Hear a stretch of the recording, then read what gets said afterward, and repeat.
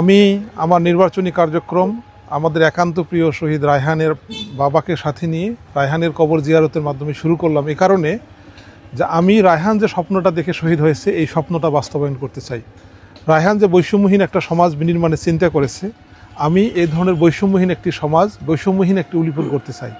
রায়হানের পিতা যে স্বপ্নটা দেখতেছেন যে চাঁদাবাজ মুক্ত, দখলবাজ মুক্ত, দুর্নীতি মুক্ত এবং নেশামুক্ত একটি উলিপুর, আমি এ ধরনের একটি উন্নত, নিরাপদ এবং সমৃদ্ধ উলিপুর দেখতে চাই।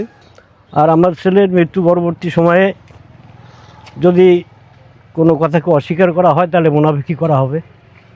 ওই জন্যে সবচেয়ে বেশি খোঁজখবর এবং আমার পাশে দাঁড়িয়েছিল এবং এখনও খোঁজখবর রাখছে, সেটা হলো বাংলাদেশ জামাত ইসলামী। ছেলের যে স্বপ্ন দেখছিল সেই স্বপ্ন যদি বাস্তবায়ন হয় আমি সবচেয়ে বেশি খুশি হব। আমি চাই যে একটা বৈষম্যহীন বাংলাদেশ, যেটা আমরা 15 বছরে দেখতে পারি নাই, দুর্নীতিমুক্ত একটা সমাজ, রাষ্ট্র দুর্নীতিমুক্ত, চাঁদাবাজ মুক্ত সমাজ ব্যবস্থা গড়ে উঠুক। উলিপুর যেন মাদক মুক্ত হয়, চাঁদাবাজ মুক্ত হয়, দুর্নীতিমুক্ত হয়।